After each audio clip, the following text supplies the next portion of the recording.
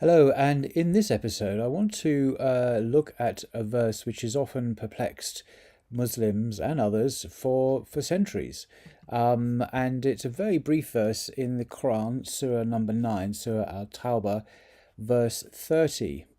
And I'll just read to you what it says. And the Jews say, Uzair, or Ezra, is the son of God, and the Christians say, Messiah is the son of God.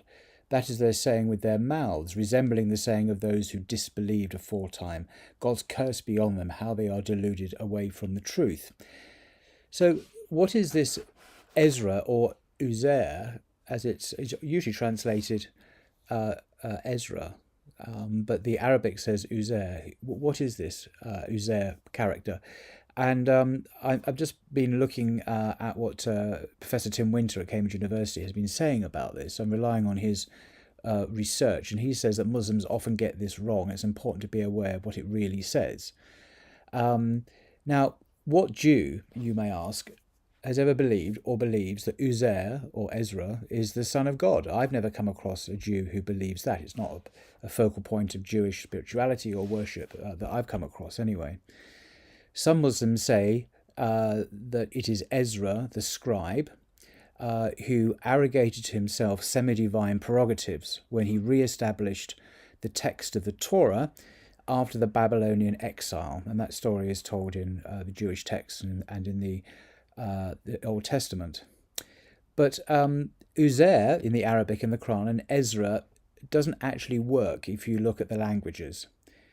The best explanation, which has been developed by many Western historians recently, in the last few years, including Professor Gordon Newby in his book A History of Jews in Arabia, is that it's not Ezra at all. It's about Metatron. Yes, Metatron. Not the Hollywood character, but in medieval rabbinic Judaism, it was assumed in their theology that in order to preserve the absolute unqualified unity of the Godhead, you had to presuppose there was a kind of secondary emanation of God that was the conscious personal God that created the world and to whom you could pray. It's a bit like Greek philosophy with the demiurge, if you're familiar with that. It was a kind of subordinate deity, a kind of lesser Yahweh.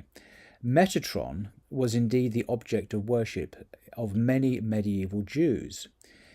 Dr. Tim Winter says that at the library at Cambridge University, there's a whole treasure trove of medieval Jewish manuscripts that mainly come from Cairo that contain prayers to Metatron, petitions and prayers to Metatron.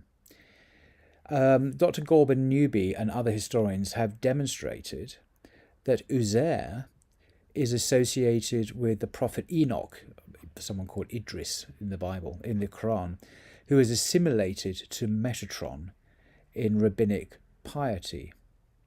So when the Quran says the Jews say Uzair is the son of God, it's saying that they worship Metatron.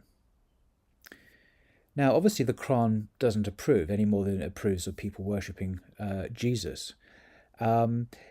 Interestingly, some Jews didn't either at that time. There are Jews called the Karaites, who still exist today. There's still a few of them left, even one at Speaker's Corner, a chap called Joseph.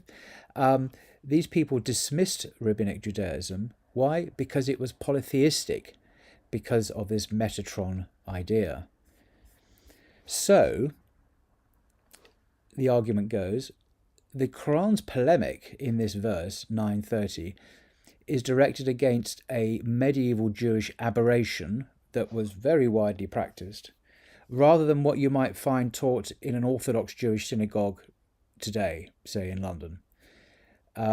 Tim Winter suggests that the Quran is not criticizing Judaism as such, but taking the Jewish Karaite view over the rabbinite view. So it's taking a side or affirming one and criticizing the other view. So it's not condemning Judaism per se, it's criticizing this widespread rabbinic practice of worshipping the Metatron.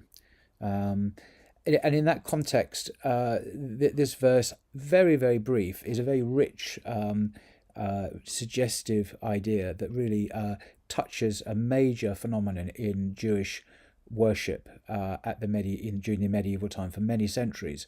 Even though it may not be mainstream today, you're not going to find it taught perhaps in a standard synagogue course in an Orthodox Jewish synagogue. But nevertheless, it was a very significant factor for many, many centuries amongst rabbinic Judaism.